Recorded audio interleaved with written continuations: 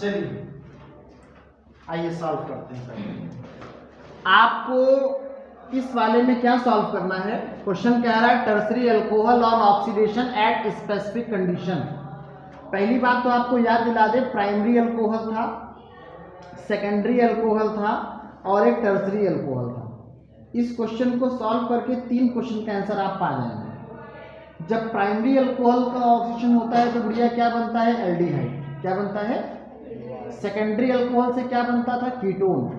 और tertiary alcohol का आपको बताया गया था कोई रिएक्शन होती ही नहीं है, और वाकई में नहीं होती है, लेकिन एक कंडीशन लगा दिया कि tertiary alcohol on oxidation at specific condition, अगर जबरदस्ती कराई जाए उस सिचुएशन पे। अच्छा, पहले वाले में हुआ क्या होगा? प्राइमरी अल्कोहल का मतलब CH3 CHHOH, ये H और OH निकल गया होगा तो एल्डिहाइड के साथ वाटर भी निकला होगा। और सेकेंडरी अल्कोहल क्या होता है भैया? कार्बन से 2 CH3 और ये OH, यहाँ पे कार्बन, तो इस HOH निकल जाएगा कीटोन के साथ वाटर। टर्सरी अल्कोहल में क्या है कि यहाँ पे फ्री हाइड्रोजन नहीं है भैया। जब फ्री हाइड्रोजन नहीं होगा तो इस वाले क्वेश्चन में दिक्कत आ रही थी, पर शिफ्ट हो जाना लगा, इसमें दिख जाए, बाकी दिख रहा है पूरा उसमें। अब यहाँ पे कोई हाइड्रोजन फ्री नहीं, तो यहाँ पे क्यों रिएक्शन होगी सेकेंडरी में? क्योंकि एक H था एक OH था, यहाँ पे कोई नहीं है तो रिएक्शन नहीं होती है। लेकिन अगर हम हाई टेम्परेचर और हाई प्रेशर पे रिएक्शन कराएं अम्बुज, उस सिचुएशन पे 4 कार्बन का जो कंपाउंड है वो 3 कार्बन का कंपाउंड बन जाता है, यानी क्या बनता है? कीटोन। क्या बनता है? हाँ बता तो नहीं। और 1 कार्बन बचा हुआ है, तो 4 कार्बन से कितने कार्बन कंपाउंड हो गए? 3।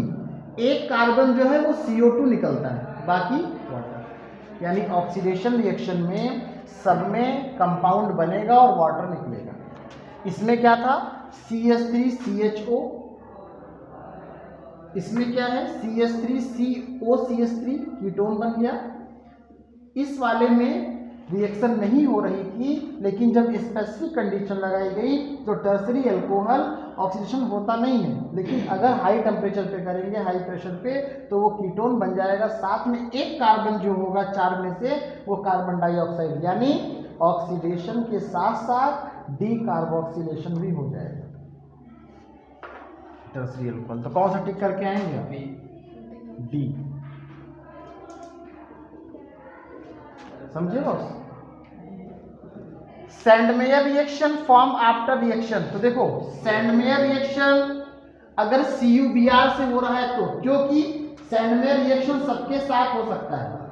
आप N2Cl के साथ कराते हैं सैंडमेयर को, इस सैंडमेयर को अगर आप CuCl के साथ कराएंगे तो ये कंपाउंड किसके साथ होता है? BDC, यानी बेंजीन डाइसोनियम क्लोराइड के साथ पॉसिबल है। आप CuBr के साथ कराएंगे तो क्या बन जाएगा? ब्रोमीन ग्रुप आ जाएगा, ब्रोमोबेंजीन। अगर आप CuI के साथ कराएंगे तो जैक क्या बन जाएगा आपके पास? हाइड्रोबेंजीन। तो कंपाउंड हमारे पास CuBr के साथ है तो कौन सा आ जाना चाहिए? इसमें से कौन सी कार्बिल एमीन रिएक्शन देती है? देखो कार्बिल एमीन रिएक्शन का एक और नाम है, क्या नाम है आपके पास? आइसोसाइनाइड टेस्ट भी इसे कहते हैं। क्या कहते हैं? आइसोसाइनाइड टेस्ट कहो चाहे कार्बिल एमीन रिएक्शन कहो, बात एक ही है। क्या होता है सृष्टि? कोई भी एमीन होती उस पे आप क्लोरोफॉर्म डालते हैं। क्या डालते भैया? क्लोरोफॉर्म। ये रिएजेंट है इसका, किसी भी यहाँ पे कोई भी R हो सकता है। क्लोरोफॉर्म डालेंगे एल्कोहलिक KOH की प्रेजेंस में, तो RNC क्या बन जाएगा? यहाँ पर जो कंपाउंड बनता है वो आइसोसाइनाइड बनता है, और साथ में KCl और वाटर निकल जाता है। वो हमारा मुद्दा नहीं है, 3 KCl 3 वाटर निकल जाते हैं, क्योंकि यहाँ पे 3 मॉलिक्यूल KOH की है। मेन कंपाउंड कौन सा है? आइसोसाइनाइड। हमसे क्या पूछा जा रहा है? Which is used in carbyl amine, तो एमीन के साथ में कौन सा लेते हैं? क्लोरोफॉर्म। गुड़िया ये पूछ रहे हैं इसमें से स्ट्रॉन्ग बेस कौन सा है?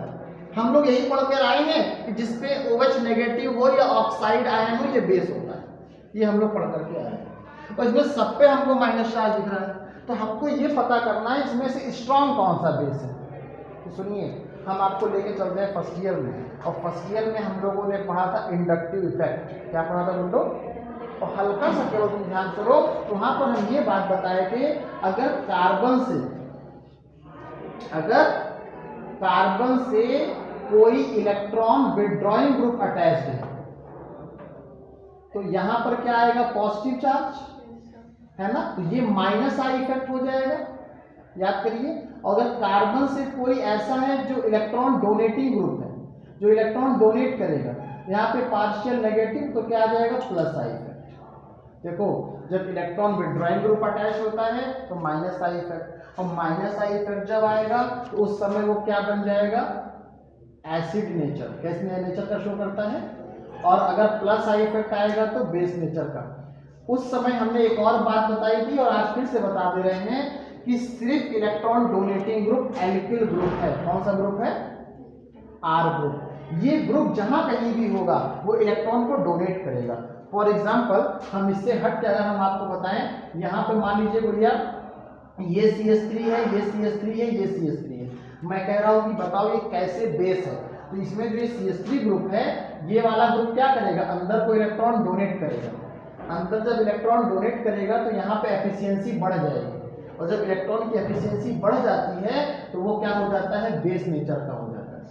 एक कंपाउंड ये है भैया, और एक कंपाउंड अगर मैंने आपको ये दे दिया, ये CH3 और ये CH3, अब पहले बताओ दोनों में कौन ज्यादा बेस है? तो किसको मारोगे? पहले वाले को, जिसमें जितने ज्यादा प्लस आई इफेक्ट रहेंगे, यानी एल्किल ग्रुप। बेस पता करना है तो ये ढूंढो किसमें एल्काइल ग्रुप ज्यादा है। और मान लीजिए ये भी प्लस आई इफेक्ट शो कर रहा है, ये भी प्लस आई इफेक्ट, लेकिन ये मोर और ये क्या करेगा? लेस, यानी ये आपका लेस बेस है और ये कैसा है? आपका स्ट्रॉन्ग बेस है। ये हम एक के साथ कई क्वेश्चन समझा रहे हैं आपको। मान लीजिए क्वेश्चन में हमने यहाँ पे NO2 ग्रुप दे दिया होता, तो NO2 ग्रुप इलेक्ट्रॉन देता नहीं है, इलेक्ट्रॉन इससे खींचता है, तो इलेक्ट्रॉन विड्रॉइंग ग्रुप है, तो माइनस आई इफेक्ट है। इसके पास कौन सा नेचर आ जाएगा? एसिड का। तो मुद्दा क्या है? सब पर माइनस चार्ज है। अब ये ढूंढो किसमें एल्किल ग्रुप है। जिसमें एल्किल ग्रुप लगा होगा वही बेस होगा। देखो यहाँ पे NO2 ग्रुप लगा हुआ है भैया, ये इलेक्ट्रॉन खींच लेगा, ये एसिड नेचर का हो जाएगा। इसमें सिर्फ O पर माइनस चार्ज है, तो ये तो बेस है। और देखो ये OH माइनस, ये भी बेस है। सबसे कम बेसिक कौन है? ये वाला। हमसे स्ट्रॉन्ग पूछ रहा है, तो इसके साथ O के साथ में एल्किल ग्रुप लगा हुआ है, तो ये क्या करेगा? अंदर को बढ़ाएगा plus I effect. Plus I effect की वजह से ये किस नेचर का हो जाएगा भाई? Strong base.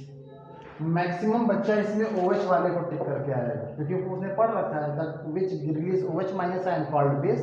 इतना आसान क्वेश्चन आया था इनको बेस पहचानने के लिए। बात समझिएगा, बेस नहीं कह रहा, स्ट्रॉन्ग बेस कह रहा है, और सब नेगेटिव चार्ज वाले बेस है। तो हमको यहाँ पे जवाब तो देना है, किससे देना है? इंडक्टिव इफेक्ट से देना है। कभी भी कोई भी कंपाउंड आ जाए, अगर उसमें एल्किल ग्रुप है तो उसका नेचर बेसिक ज्यादा होगा। इलेक्ट्रॉन एल्किल ग्रुप के अलावा क्लोरीन, ब्रोमीन, नाइट्रो कुछ भी आ जाए, वो सब इलेक्ट्रॉन पंपिंग ग्रुप है, खींचने वाले हैं, विड्रॉइंग ग्रुप है, और वो होगा तो माइनस आई का। इसको नोट डाउन कर लेना, नोट लिख करके काम आएगा। हमारा जवाब कौन सही होना चाहिए? एल्किल ग्रुप वाला, पहला वाला सही। इसको लॉक कर दीजिए। पिक्रिक एसिड भैया बनता कैसे था? फिनॉल लेते थे, इस फिनॉल पे हम लोग 3 बार कंसंट्रेट HNO3 डालते हैं और H2SO4, ऑर्थो पैरा पे रिएक्शन होती थी। ये ब्लॉक से ये OH, एक NO2 यहाँ पर, एक NO2 यहाँ पर और एक NO2 यहाँ पर, इसे ही तो हम लोग क्या बोलते हैं? Picric acid. IUPAC नाम के फॉर्म में पूछा, तो देखो कहाँ कहाँ पे जुड़ा हुआ है? 1 2 3 4 5 6 2 4 6 ट्राइनाइट्रोफिनॉल। इसमें से कह रहा है कौन सा अल्कोहल नहीं है।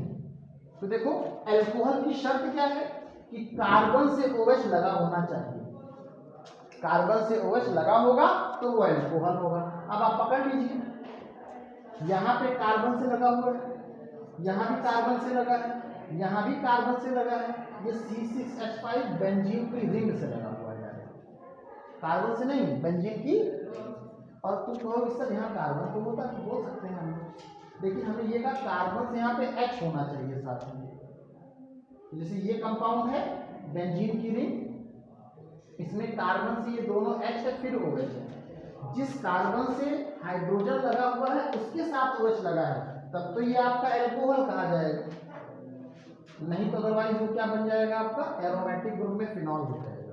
तो इसमें से पूछना है कौन सा एल्कोहल नहीं है, तो यही वाला कंपाउंड। एल्कोहल और फिनॉल में यही तो अंतर है कि कार्बन से हाइड्रोजन लग करके तब अगर OH है तो वो आपका एल्कोहल होगा, अदरवाइज वो एरोमेटिक में फिनॉल चला जाएगा। Major product in the reaction, तो गुड्डो ये कौन सी रिएक्शन हमको समझ में आ रही है? मार्कोनिकॉफ रूल, याद कर नहीं, मार्कोनिकॉफ नहीं लगेगा, परऑक्साइड लगा हुआ है ना, तो आप क्या लगा देंगे इसमें? Anti Markovnikov. इस रूल में क्या होता था?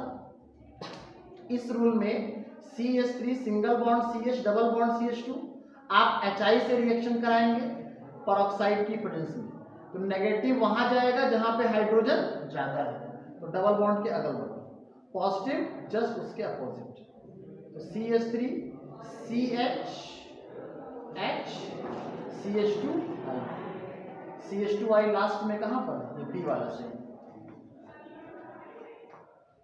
इस रिएक्शन में कह रहे हैं प्रोडक्ट क्या बनेगा? देखिए ROH और CH3MgI, तो CH3MgI को हम लोग क्या बोलते हैं? ग्रिग्नॉड रिएजेंट। इसका ब्रेकअप पता होगा, CH3MgI यहां से टूटेगा माइनस और प्लस में, ये अल्कोहल यहां से टूटेगा माइनस और, अब बोलो CH3 के साथ कौन जुड़ जाएगा? CH4, CH3 और H क्या होगा? CH4, बाकी क्या हो जाएगा? ROMgI। तो मेन हमारा प्रोडक्ट कौन सा है? ओके जी। Which of the following readily undergo dehydration, किसका डिहाइड्रेशन तेजी से होगा? भाई ये भी अल्कोहल है, ये देखिए CH3 सिंगल बॉन्ड CHHOH, ये बेंजीन की रिंग से OH है, ये आपका कार्बन से तीनों CH3 है OH और CH3। देखो चौथे वाले के बारे में सोचना जरूरी है, आप फोर्थ वाले के बारे में सोचिए ही मत, क्योंकि ये तो डिकार्बोक्सिलेशन करेगा, इसमें CO2 ग्रुप निकलेगा। हमें क्या पता करना है? डिहाइड्रेशन के बारे में, तो डिहाइड्रेशन के लिए 3 होगा, फिनॉल का हो नहीं सकता क्योंकि फिनॉल अपने आप में एरोमेटिक कंपाउंड है, इसमें से कहां से आप निकाल दीजिएगा? डिहाइड्रेशन का मतलब खुद अपने आप से निकल जाए। बचा हमारे पास कौन सा? एक ये वाला ग्रुप और एक ये वाला, ये दोनों बचे। भाई ये हो नहीं सकता, कार्बोक्सिलिक एसिड है, डिकार्बोक्सिलेशन होगा, CO2 निकलेगा। हमें क्या निकालना है? डिहाइड्रेशन का मतलब वाटर, फिनॉल से वाटर निकल नहीं सकता, ऑलरेडी सारा ग्रुप बैलेंस है, कहां से निकालेंगे हम लोग इसमें? पहला और ये। अब हमको ये देखना पड़ेगा कि पहला वाला करेगा तेजी से, ये वाला करेगा, तो आपको ध्यान दिला दें यहाँ पे कार्बन से एक CH3 है, तो ये प्राइमरी होगा, और ये कैसा होगा? कार्बन से 3 CH3 टर्सरी है। किसका कार्बोकैटायन ज्यादा स्टेबल होगा? प्राइमरी वाला ज्यादा स्टेबल होगा कि ये वाला ज्यादा स्टेबल होगा? भाई आपको याद है ना, टर्सरी ग्रेटर देन सेकेंडरी फिर प्राइमरी। टर्सरी जो ज्यादा स्टेबल होगा वही पहले रिएक्शन करेगा, समझ रहे हैं? मतलब इसमें से कह रहा है रेडली अंडरगो डिहाइड, किसका रिएक्शन फास्ट होगा? तो ये प्राइमरी अल्कोहल है और ये टर्सरी अल्कोहल है। हमको ये देखना है गुड़िया किसमें कार्बोकैटायन इजीली फॉर्म होगा। तो कार्बोकैटायन यहाँ पे 3 है, तो टर्सरी कार्बोकैटायन की स्टेबिलिटी ज्यादा होती है, ये फास्ट रिएक्शन कर जाएगा कंपैरिजन टू दिस। तो हमारे पास ऑप्शन कौन सा होगा? तीसरा वाला सही है। हम लोग क्या है, यही वाली रिएक्शन पढ़े हुए हैं, CH3 CH2OH plus concentrate H2SO4, तो वो नहीं कह रहा, वो कह रहा कौन सा तेजी से करेगा रिएक्शन। आइसोप्रोपाइल अल्कोहल का फॉर्मूला, अच्छा आइसोप्रोपाइल ग्रुप क्या होता है? CH3 का होल ट्वाइस CH। इस ग्रुप को गुड़िया क्या कहते हैं? आइसोप्रोपाइल। इस ग्रुप का नाम क्या है? अब आइसोप्रोपाइल अल्कोहल है, तो गुड़िया इसका क्या करना है? ऑक्सीडेशन, इसका H और OH निकल जाएगा और ऑक्सीजन आके सेट हो जाएगा, CH3 का होल ट्वाइस CO। इसी को तो आप ऐसे लिख सकते हो ना, CH3CO CH3।